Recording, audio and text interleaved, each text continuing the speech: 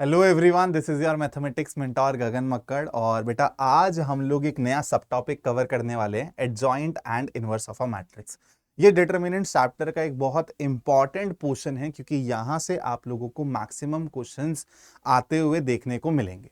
अब जब आप ये टॉपिक का नाम सुनते हो बेटा, इनवर्स ऑफ अ मैट्रिक्स, तो आप ऑलरेडी ना कुछ बातें इसके बारे में पढ़कर आए हुए हो, समझ के आए हुए हो मैट्रिक्स चैप्टर में। और याद होगा जब मैंने मैट्रिक्स में पढ़ाया था इन्वर्टेबल मैट्रिसेस के बारे में, तो आपको बोला था कि ये टॉपिक आगे जाके कनेक्ट होगा, इसलिए अच्छे से समझ लो। तो बेटा वहां पे जो पढ़ा था और अब जो पढ़ने वाले हैं, सबसे पहले तो उसमें अंतर क्या है ये समझना बहुत जरूरी है। वहां पे हमने बेसिक डेफिनेशन पढ़ी थी इनवर्स ऑफ अ मैट्रिक्स की, कि होता क्या है इनवर्स। यहां पे हम लोग पढ़ेंगे कि बेटा वो कौन सी कंडीशन है, वो कौन सी कंडीशन है जो फुलफिल होगी तो बेटा एग्जिस्ट करेगा किसी भी स्क्वायर मैट्रिक्स का इनवर्स। अगर वो कंडीशन फुलफिल होगी तो सबसे पहले तो एग्जिस्ट करेगा, और फिर अगर एग्जिस्ट करेगा तो हम उसको निकालेंगे कैसे, how to find it out, वो भी हम लोग इसी चैप्टर में सीखने वाले हैं।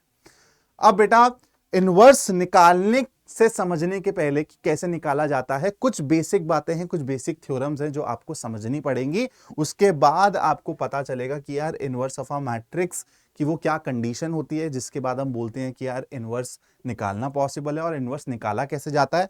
तो उस प्रोसेस में सबसे पहला टॉपिक आता है बेटा एडजॉइंट ऑफ अ मैट्रिक्स। ठीक है, तो हम लोग समझने की कोशिश करते हैं कि बेटा एडजॉइंट ऑफ अ मैट्रिक्स होता क्या है। तो अगर मैं आप लोगों को एक मैट्रिक्स दे दूं यहां पर, ए मैट्रिक्स, और बोल दूं कि ये 3x3 ऑर्डर का है, इससे मैं क्या कर रहा हूं बेटा, एक नया मैट्रिक्स जनरेट कर रहा हूं जिसका मैं नाम दे देता हूं वाई। अब ये नया मैट्रिक्स जनरेट कैसे हो रहा है, यहां पे बेटा हर एलिमेंट का अगर मैं को फैक्टर निकाल दूं और उनसे एक नया मैट्रिक्स बना दूं, तो वही मेरा वाई मैट्रिक्स है। तो वाई मैट्रिक्स किससे बना हुआ है बेटा, को factors of elements of A, that is इस मैट्रिक्स से। तो आपको समझ आया कि ए मैट्रिक्स से मैंने वाई मैट्रिक्स जनरेट कैसे किया, यहां पे कॉरस्पॉन्डिंग एलिमेंट्स का कोफैक्टर्स निकाल के अगर मैं उससे एक मैट्रिक्स बना देता हूं तो उसको मैंने वाई मैट्रिक्स बोल दिया। अब बेटा अगर मैं इस मैट्रिक्स को क्या करता हूं, ट्रांसपोज कर देता हूं, अगर मैं इस मैट्रिक्स को ट्रांसपोज कर देता हूं बेटा, तो मैं कहां पहुंचूंगा, एडजॉइंट ऑफ ए पे पहुंचूंगा। समझ आया एडजॉइंट ऑफ ए क्या है। अब एक बार इस डेफिनेशन को पढ़ोगे ना तो आपको कोई कंफ्यूजन नहीं रहेगी। The adjoint of a square matrix A where your elements are given by this of order n is defined as the transpose of the matrix. ठीक है, ट्रांसपोज ऑफ द मैट्रिक्स, इस मैट्रिक्स का transpose है। और इस matrix में क्या है बेटा, लिखा हुआ है देखो, को factor of the element A I J, that is original matrix. Clear हुआ कि एडजॉइंट ऑफ अ मैट्रिक्स कैसे निकालते हैं। सबसे पहले तो बेटा आप को फैक्टर मैट्रिक्स बनाओगे अपने ओरिजिनल मैट्रिक्स से, फिर उसको ट्रांसपोज मारोगे। को फैक्टर्स के बारे में, माइनस के बारे में ऑलरेडी हम लोग पढ़ चुके हैं। चलो, तो अब थोड़ा सा आगे बढ़ते हैं। यहां पे आप लोगों को देखने को मिलेगा कि कैसे हम लोग एडजॉइंट को और अच्छे तरीके से विजुअलाइज कर सकते हैं। ये बेटा आपका एक मैट्रिक्स दिया हुआ है और यहाँ पे एलिमेंट्स भी लिखे हुए हैं सारे के सारे। तो सबसे पहले क्या होगा, हम लोग दिमाग में क्या करेंगे बेटा, हम लोग सबसे पहले इससे ना एक मैट्रिक्स बनाएंगे जहां पर इनकी जगह, इनकी को फैक्टर्स को जगह मिल जाएगी। क्या मिल जाएगी बेटा, को फैक्टर्स को जगह मिल जाएगी। तो चलो उस मैट्रिक्स को नाम दे देते हैं वाई। तो वाई मैट्रिक्स मेरा कैसे दिखने वाला है बेटा, सबसे पहले तो 3x3 ऑर्डर ही होगा। A11 की जगह क्या आ जाएगा बेटा, अगर मैं बात करूं, और मैं कैपिटल ए से डिनोट कर रहा हूं को फैक्टर्स को। ठीक है, तो ये हो जाएगा इसकी जगह A11, कैपिटल A11, इसकी जगह कैपिटल A12, 13, 21, 21, 22, 23, 31, 32, 33। क्या काम खत्म हो गया, नहीं बेटा, आपको क्या करना पड़ेगा, अभी इसका ट्रांसपोज भी करना बाकी है। ठीक है, तो जब आप इसका ट्रांसपोज करोगे तो जो वाई ट्रांसपोज है वही क्या है बेटा, एडजॉइंट ऑफ ए है। वही क्या है बेटा, एडजॉइंट ऑफ ए है। तो अगर मैं बात करूं एडजॉइंट ऑफ ए की, तो वो कैसे दिखेगा बेटा, इसका ट्रांसपोज, दैट इज ऐसा कुछ दिखेगा।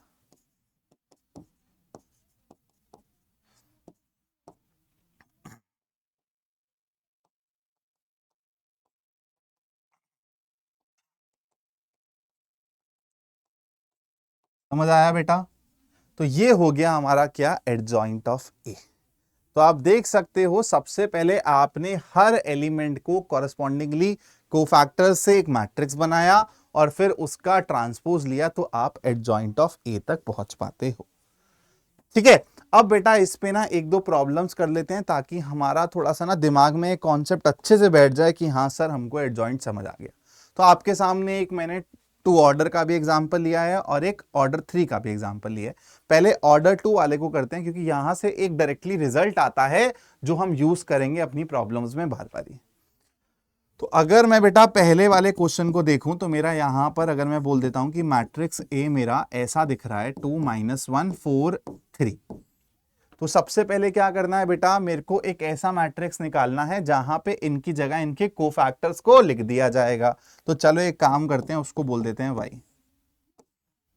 तो बेटा 2 का कोफैक्टर कैसे निकालूंगा, इसको और इसको छुपा दो तो यहां पर क्या आएगा 3, और साइन क्या होगा बेटा, क्योंकि ये क्या है A11 है तो 1 + 1 इवन है, तो यहां पे प्लस का साइन लेगा, दैट इज 3। -1 का कोफैक्टर कैसे होगा बेटा, इनको छुपा दो, आएगा 4, लेकिन साइन क्या लेगा बेटा, ये कहां है A12, दैट इज 1 + 2 3, तो ये माइनस का साइन लेगा। बातें याद होनी चाहिए पुरानी, अगर पुराने लेक्चर्स नहीं देखे तो फिर जाके पहले लेक्चर देखकर आना बेटा, तब ये सीधे सबके सब समझ आएंगे। तो मैट्रिक्स बहुत अच्छे से आना चाहिए, और अभी तक मैंने जो डिटर्मिनेंट्स के 2 पार्ट्स कराए हैं वो भी आपको देखना बहुत जरूरी है, उसके बाद ही ये कॉन्सेप्ट पल्ले पड़ेंगे। 4 के लिए क्या करूं बेटा, आप इसको और इसको छुपा दो, तो यहां पर सबसे पहले तो आपको देखो -1 दिखेगा, लेकिन साइन क्या होगा बेटा, ये क्या है A21, that is 2 + 1 again odd, तो माइनस साइन लगेगा तो ये प्लस बन जाएगा बेटा, है ना, ये प्लस बन जाएगा। और अगर 3 के कोफैक्टर की बात करूं तो आप क्या करोगे 2, और ये A22 है मतलब इवन, तो प्लस का साइन ही लेगा। तो ये आपका कोफैक्टर मैट्रिक्स बन गया है ए का। अब क्या कर देंगे बेटा, इसको हम लोग ट्रांसपोज मार देंगे। तो हम लोग ट्रांसपोज मारेंगे तो बेटा 3 - 4, और यहां हो जाएगा +1, और यहां हो जाएगा आपका, तो ये क्या है बेटा आपका एडजॉइंट ऑफ ए। ये क्या है बेटा आपका एडजॉइंट ऑफ ए। ठीक है, अब बेटा यहां से ना एक अच्छी चीज ऑब्जर्व करो, क्या आपको ऐसा नहीं लग रहा है कि आपने इन दोनों एलिमेंट्स को क्या किया है, उल्टा कर दिया है, एक दूसरे की जगह भेज दिया है, और इन दोनों एलिमेंट्स की जगह क्या हुआ है बेटा, साइन चेंज हुआ है। बस क्या हुआ है, साइन चेंज हुआ है। देखो यहां पर और यहां पे क्या हुआ, साइन चेंज हुआ, मतलब यहां पे -1 था तो +1 हो गया, यहां पे +4 था तो -4 हो गया। तो आपको जब भी 2/2 के मैट्रिक्स का एडजॉइंट निकालना हो तो आप क्या करोगे, डायरेक्टली आप प्रिंसिपल डायगोनल वाले एलिमेंट्स को क्या करोगे, इंटरचेंज कर दोगे, और जो बाकी बचे हुए एलिमेंट्स हैं उनका साइन चेंज करोगे। ठीक है, बाकी बचे हुए एलिमेंट्स का क्या करोगे बेटा, साइन चेंज करोगे। बोलो बात समझ आ गई? मतलब अगर इसको मैं जनरलाइज करके लिखना चाहूं तो अगर कोई मेरा मैट्रिक्स है ऐसा A11 A12 A21 A22, तो इसका बेटा एडजॉइंट क्या होगा, ध्यान से देखना। मैं क्या करूंगा, इन दोनों को रिवर्स कर दूंगा, मतलब A22 A11, और इन दोनों के साथ क्या करूंगा बेटा, इनका साइन चेंज कर दूंगा, तो मतलब यहां पर -A12, यहां पर -A2। बातें क्लियर है? इतनी बातें सबको क्लियर हो गई भाई। अब आते हैं ये दूसरे एग्जाम्पल को करते हैं एक बारी, चलो समझते हैं क्या है बेटा हमारा। एक बारी मैट्रिक्स लिख देता हूं, 1 - 1 2, 1 - 1 2, 2 3 5, 2 3 5, and then -2 0 1, -1 -2 0 1, I am sorry, -2 0 1, -2 0 1। इसको बेटा सबसे पहले हम लोग क्या करेंगे, सबसे पहले हम लोग कोफैक्टर मैट्रिक्स बनाएंगे इससे। तो चलो कोफैक्टर मैट्रिक्स बनाते हैं यहां पर। ठीक है, थोड़ी सी कैलकुलेशन दिमाग में करेंगे बेटा। तो अब देखो 1 के कॉरेस्पॉन्डिंग जो कोफैक्टर होगा वो कैसे निकलेगा बेटा, इसको और इसको छुपा के 3 × 1 दैट इज 3 -0, तो 3 आएगा, लेकिन साइन क्या होगा, साइन के लिए मैं पहले ही ना यहां पे लिख रहा हूं ताकि मेरे को बार बार ये सोचना ना पड़े, मैंने आपको बताया भी था ये हैक। ठीक है, इस वाले एलिमेंट की बात हो रही है, प्लस साइन लेगा तो 3 इंटू 1 3 माइनस 0 दैट इज यहां पर आएगा बेटा आपका 3। इसके कॉरेस्पॉन्डिंग जो मेरा को फैक्टर होगा वो क्या होगा बेटा, इसको और इसको हाइड कर दो तो ये 2 इंटू 1 माइनस, तो ये हो जाएगा 2 माइनस ऑफ माइनस 10, तो that is 2 plus 10 that is 12, और 12 किसके साथ आएगा बेटा, माइनस साइन के साथ आएगा। ठीक है, अब इसके लिए जब निकालूंगा तो इसको और इसको छुपा दूंगा, 2 into 0 that is 0 minus of minus 6, तो ये हो जाएगा प्लस 6 के साथ हमारा प्लस ही लगेगा, दैट इज 6 ही आएगा यहाँ पे। अब इसके कॉरेस्पॉन्डिंग इसको और इसको छुपा दो, -1 इंटू 1 दैट इज -1, और ये 0 बनाएगा तो -1 और माइनस साइन के साथ दैट इज +1। अब आते हैं +3 पे बेटा, तो इसको और इसको छुपा दो, 1 इंटू 1 1 हो जाएगा, माइनस ऑफ -4, तो 1 माइनस ऑफ -4 इज 5, और ये प्लस साइन के साथ है तो यहां पर आएगा 5। आई होप अभी तक कोई कैलकुलेशन मिस्टेक नहीं हुई होगी, बहुत ध्यान से करना पड़ेगा बेटा, कैलकुलेशन मिस्टेक्स इसमें बहुत होती हैं। ठीक है, तो 5 के लिए इसको और इसको छुपा दो, 1 इंटू 0 इज 0 और माइनस इंटू -1 इज 2, तो यहां पर बेटा 0 + 2 हो गया ये, है ना, तो ये 2 हो गया और ये माइनस साइन के साथ है तो -2 आएगा यहाँ पे। अब -2 के करस्पॉन्डिंग निकालते हैं, इसको इसको छुपा दो, -5 -6 दैट इज -11, और ये प्लस साइन के साथ है तो -11 ही रहेगा। 0 के करस्पॉन्डिंग निकालेंगे बेटा तो क्या होगा, इसको और इसको छुपा दो, 1 इंटू 5 दैट इज 5 और -4, 5 - 4 इज 1, और 1 के साथ ये माइनस साइन लेगा तो -1। ठीक है, अब बेटा इस वाले पर आते हैं, इसको और इसको छुपा दो, 1 इंटू 3 और ये हो जाएगा minus of -2 that is 3 minus of -2 is 5, है ना, 5 और प्लस साइन के साथ आएगा, तो बेटा ये आपका क्या हो गया, ये हो गया कोफैक्टर मैट्रिक्स। अब इसी को हम लोगों को क्या करना है बेटा, ट्रांसपोज करना है, तो ट्रांसपोज कर देते हैं फटाफट से, तो हमको क्या मिल जाएगा, एडजॉइंट ऑफ ए मिल जाएगा। तो एडजॉइंट ऑफ ए किसके बराबर है, 3 - 12 6 1 5 -2 -11 1 -1 5। आई होप मेरा आंसर सही हो, है ना, कुछ कैलकुलेशन मिस्टेक हो तो बेटा देख लेना, बस हम लोगों को प्रैक्टिस करना था तो उसके लिए मैं ये क्वेश्चन लेकर आया था। अब आपको क्लियर हो गया होगा, चाहे वो ऑर्डर 2 हो चाहे वो ऑर्डर 3 हो, आई गेस अब आप ज्यादा कंफर्टेबल हो गए। चलो अब बेटा कुछ ना थ्योरम्स पे चलते हैं और फिर हम लोग जान पाएंगे कि इनवर्स निकाला कैसे जाता है और वो कंडीशन क्या होती है। तो बेटा सबसे पहले जैसे आपने एडजॉइंट के बारे में सीखा ना, वैसे ही सिंगुलर और नॉन सिंगुलर मैट्रिक्स के बारे में सीखो। सिंगुलर मैट्रिक्स उसको बोला जाता है बेटा जिसका डिटर्मिनेंट 0 के बराबर हो, और नॉन सिंगुलर मैट्रिक्स उसको बोला जाता है जिसका डिटर्मिनेंट 0 के बराबर ना हो। सिंपल सी बात है, आप लोगों के दिमाग में एक ही बारे में बैठ गई होगी। अब आते हैं बेटा कुछ इंपॉर्टेंट थ्योरम्स पे। इन थ्योरम्स को प्रूफ नहीं करूंगा मैं, इन थ्योरम्स के बेसिस पे ही आपको समझ आएगा कि कैसे हम लोग एडजॉइंट और इन सब चीजों को यूज करके इनवर्स ऑफ अ मैट्रिक्स तक पहुंचते हैं। तो पहली थ्योरम क्या कहती है बेटा कि अगर आपके पास एक ए मैट्रिक्स गिवन है, स्क्वायर मैट्रिक्स, तो आप लोगों को एक चीज दिमाग में रखनी है कि अगर आप एडजॉइंट को ओरिजिनल मैट्रिक्स से मल्टीप्लाई करते हो तो आपको मिलता क्या है बेटा, determinant A into I, where I is the unit matrix और the identity matrix of same order. ठीक है, तो ये बेटा ऐसे भी चलता है और ये ऐसे भी चलता है। ठीक है, बोलो बात दिमाग में रहेगी। इसका अगर आपको प्रूफ विजुअलाइज करना है तो बेटा खुद सोचो, अगर आप, चलो पिछले वाले एग्जांपल से ही सिखाता हूं मैं आपको मैंने एक चीज सिखाई भी थी जब मैंने माइनर्स और कोफैक्टर्स पढ़ाए थे, कि जब आप डिटर्मिनेंट को एक्सपैंड करते हो इन टर्म्स ऑफ कोफैक्टर्स, तो जब आप सेम रो को सेम रो के कोफैक्टर से मल्टीप्लाई करते थे तो आपको डिटर्मिनेंट मिलता था, लेकिन अगर कोई और रो को किसी और रो के साथ करते थे तो आंसर 0 मिलता था। याद है?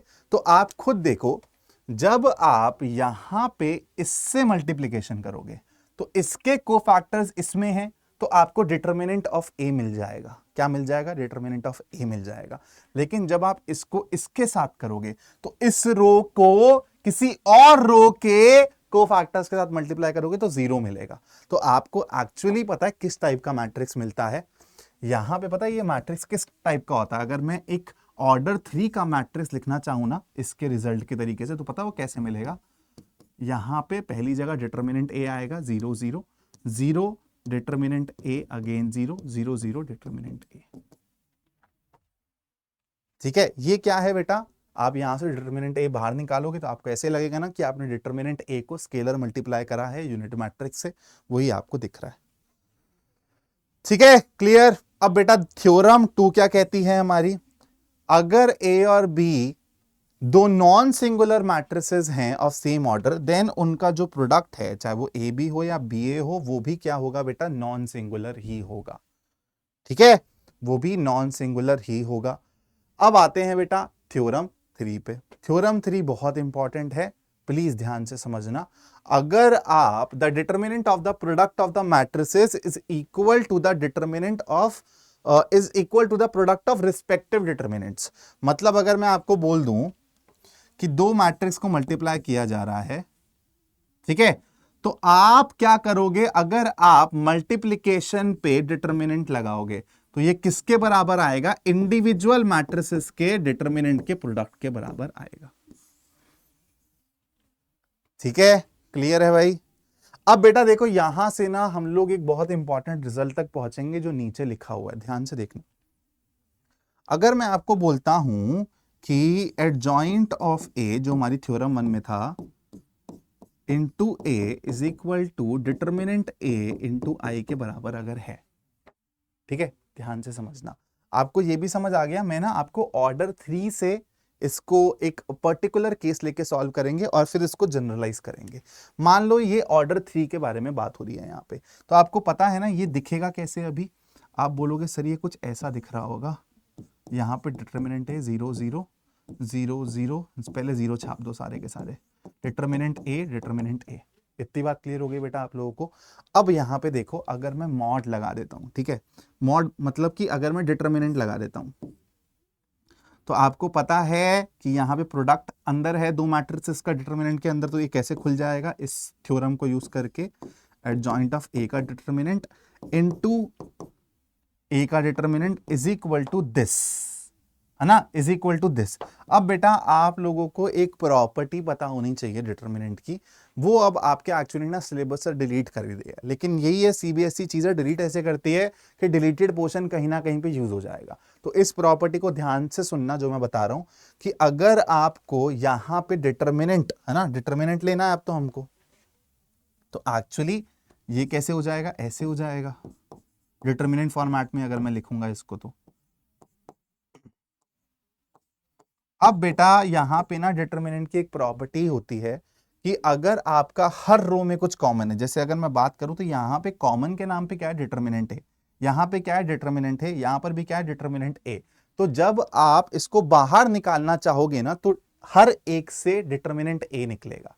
जैसे मैट्रिक्स में होता था ना कि स्केलर मल्टीप्लाई करते थे तो हर नंबर के साथ चला जाता था, डिटर्मिनेंट में ये प्रॉपर्टी थोड़ा सा डिफर करती है कि आपको अब यहां से अगर ऊपर वाली रो से डिटर्मिनेंट ए निकालना है ना, तो नीचे वालों से नहीं निकलेगा, नीचे वालों से भी अलग से निकालोगे फिर आप।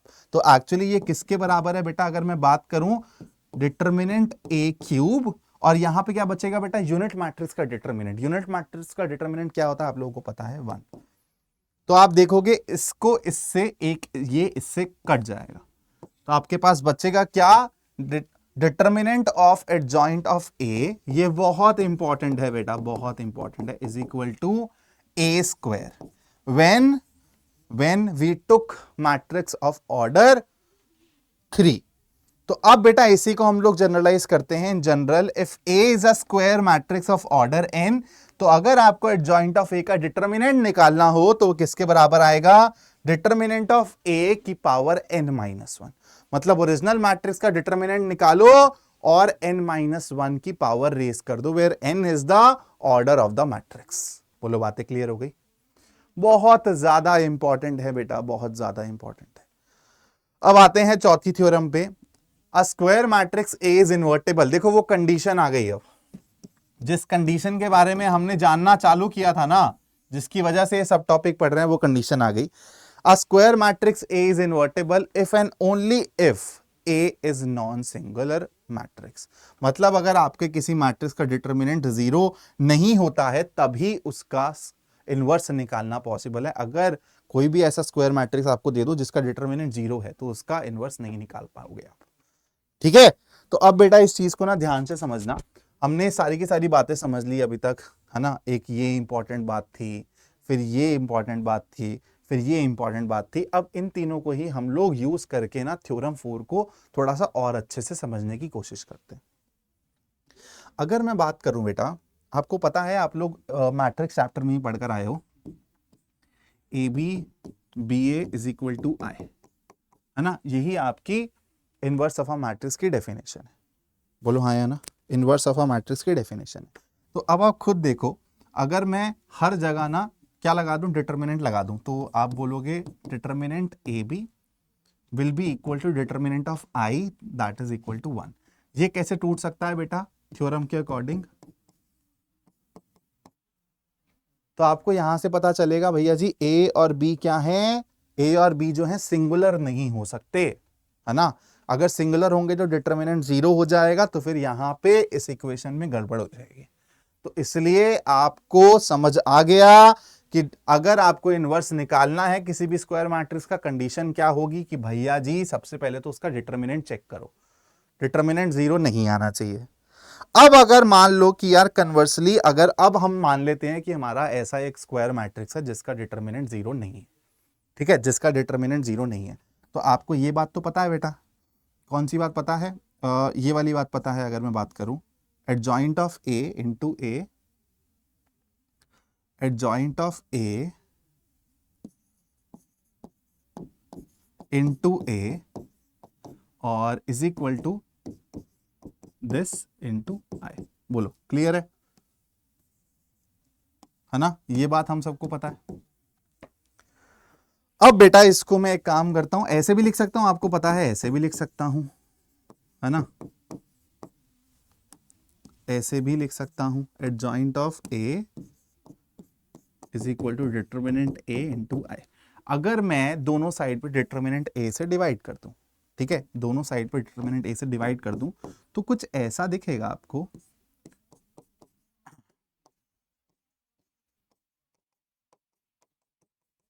बोलो। अब क्या ये इसी फॉर्मेट में चला गया बेटा, जहां पे बी क्या होता था, ए का इनवर्स होता था, तो आपको क्या दिख रहा है बी की जगह बेटा, ये दिख रहा है।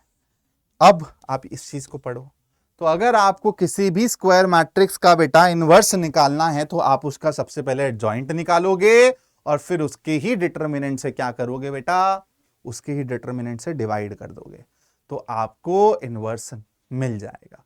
तो इनवर्स निकालने का क्या तरीका है, एडजॉइंट मैट्रिक्स निकालिए सबसे पहले और आपके ओरिजिनल मैट्रिक्स का आप डिटर्मिनेंट निकाल दीजिए, आपको इनवर्स मिल जाएगा। बोलो क्लियर है? याद रखेंगे ये फॉर्मूला अपन, किसी भी मैट्रिक्स का इनवर्स क्या होता है, 1 divided by determinant of A into adjoint of A, या फिर adjoint of A will be divided by determinant of original matrix. Clear है कहानी? चलो बेटा थोड़ा सा और आगे चलते हैं। ये एक सवाल है बेटा, ये सवाल करते हैं, इसके बाद हम लोग इस लेक्चर को एंड करेंगे। इस पे बेस्ड बहुत सारी प्रॉब्लम्स मैं आपको आने वाले पार्ट्स में करवाऊंगा, तो टेंशन मत लेना, अच्छे से प्रैक्टिस कर लेंगे। अगर मैं बात करूं, एक मैट्रिक्स दिया हुआ है ए, एक मैट्रिक्स दिया हुआ है बी, तो मेरे को ना ये वेरीफाई करना, ये बहुत इंपॉर्टेंट प्रॉपर्टी है, मैंने पहले भी बताया है, ये ट्रांसपोज में भी चलता है ऐसा और इनवर्स में भी चलता है, मैंने मैट्रिक्स चैप्टर में भी ये पढ़ाया था। तो सबसे पहले तो बेटा ए बी इनवर्स निकालते हैं। ए बी इनवर्स कैसे निकालेंगे, सबसे पहले तो ए बी निकाल लेते हैं भाई। ए बी मैं फटाफट से यहां पे डायरेक्टली लिख रहा हूं बेटा, याद है ना मल्टीप्लीकेशन ऑफ मैट्रिक्स कैसे करते थे, तो आपको 2 को 1 से लेके जाना है और 3 को -1 से लेके जाना है, तो क्या हो जाएगा 2 - 3 दैट इज -1, फिर 2 को -2 से लेके जाना है -4 + 9, -4 + 9 कितना होता है बेटा 5, 1 को 1 से लेके जाना है, -4 को -1 से लेके जाना है, तो 1 + 4 दैट इज 5, फिर 1 को -2 से -2 और यहां पर हो जाएगा बेटा -12, -2 - 12 क्या होता है -14, तो ए बी निकाल लिया। अब बेटा ए बी इनवर्स निकालना है, अभी अभी सीखा है मैंने फॉर्मूला कि किसी भी मैट्रिक्स का इनवर्स निकालना है स्क्वायर मैट्रिक्स का, तो कैसे निकलता है? सबसे पहले आप इसका क्या करो बेटा, एडजॉइंट निकालो। ठीक है, तो इसका एडजॉइंट क्या निकलेगा बेटा? आपको पता है 2x2 मैट्रिक्स का एडजॉइंट कैसे निकाला जाता है। आप इन दोनों को क्या करो, सबसे पहले तो इंटरचेंज करो। तो यहां पर -14, यहां पर -1, और इन दोनों के साथ क्या करो बेटा, इन दोनों का साइन चेंज करो। क्या करो, अरे दोनों जगह 5 आ रहा है क्या? एक बार चेक करूं कैलकुलेशन। 2 को -2 और -4 +9, -4 + 9 5, बिल्कुल ठीक है। और अगर इसके लिए चेक करूं तो 1 × 1 + 4, बिल्कुल ठीक है। चलो, और इन दोनों का क्या करूं बेटा, साइन चेंज कर दो। ठीक है, अब बेटा एडजॉइंट निकल गया। अब क्या करते हैं हम लोग, डिवाइड करेंगे इसके डिटर्मिनेंट से। तो इसका डिटर्मिनेंट क्या होगा बेटा, अगर मैं बात करूं, इसका डिटर्मिनेंट क्या होगा, -1 × -14 that is 14, -5 × 5 that is 25 is equal to -11। तो कुछ नहीं करना बेटा, हर जगह ना -11 से क्या करोगे, डिवाइड कर दोगे, बस काम खत्म, आ गया आपका इनवर्स। देख रहे हो कितना इजी था, देख रहे हो कितना इजी था। बस ए बी इनवर्स निकल गया। अब बी इनवर्स ए इनवर्स कैसे निकालेंगे बेटा, इसका डायरेक्टली इनवर्स निकालो, इसका डायरेक्टली इनवर्स निकालो, और दोनों को प्रोडक्ट करना, देखना आपको यही मैट्रिक्स दोबारा से दिखेगा। तो हमने क्या इंपॉर्टेंट बातें सीखी आज। अगर मैं स्टार्टिंग से बेटा रिवाइज कराऊं आपको, तो सबसे पहले हमने एडजॉइंट के बारे में सीखा। तो एडजॉइंट ऑफ अ मैट्रिक्स क्या होता है बेटा, सबसे पहले हम कोफैक्टर मैट्रिक्स बनाते हैं, फिर उसको हम लोग ट्रांसपोज करते हैं, तो उसी मैट्रिक्स को क्या बोला जाता है, एडजॉइंट ऑफ द मैट्रिक्स। उसके बाद बेटा हम लोगों ने कुछ थ्योरम्स के बारे में बात करी, इंपॉर्टेंट थ्योरम्स के बारे में बात करी। उसको समझने से पहले सिंगुलर मैट्रिक्स और नॉन सिंगुलर मैट्रिक्स के बारे में पढ़ा। सिंगुलर मैट्रिक्स वो होता है जहां पे आपका डिटर्मिनेंट ऑफ ए 0 हो जाए, और नॉन सिंगुलर मैट्रिक्स जहां पे डिटर्मिनेंट ऑफ मैट्रिक्स आपका 0 ना हो। और कंडीशन क्या है किसी भी स्क्वायर मैट्रिक्स के इनवर्स निकालने के लिए, कि उसका डिटर्मिनेंट 0 नहीं होना चाहिए। ठीक है, फिर हमने पहली थ्योरम पढ़ी कि भाई adjoint of A into A, और ए इंटू एडजॉइंट ऑफ ए किसके बराबर होता है, determinant A into unit matrix या फिर आइडेंटिटी मैट्रिक्स। उसके बाद दूसरी थ्योरम पढ़ी कि भाई अगर ए और बी नॉन सिंगुलर मैट्रिक्स हैं, तो इनका प्रोडक्ट भी क्या होगा, नॉन सिंगुलर मैट्रिक्स होगा, whether it is A B और बी ए। उसके बाद बात करी बेटा थ्योरम 3 की। थ्योरम 3 में क्या था कि अगर आप किसी भी मैट्रिक्स को मल्टीप्लाई करके उसका डिटर्मिनेंट लेते हो, तो किसके बराबर आएगा, आप इंडिविजुअल मैट्रिक्स का डिटर्मिनेंट लेके अगर प्रोडक्ट करते हो तो उसके बराबर ही आता है।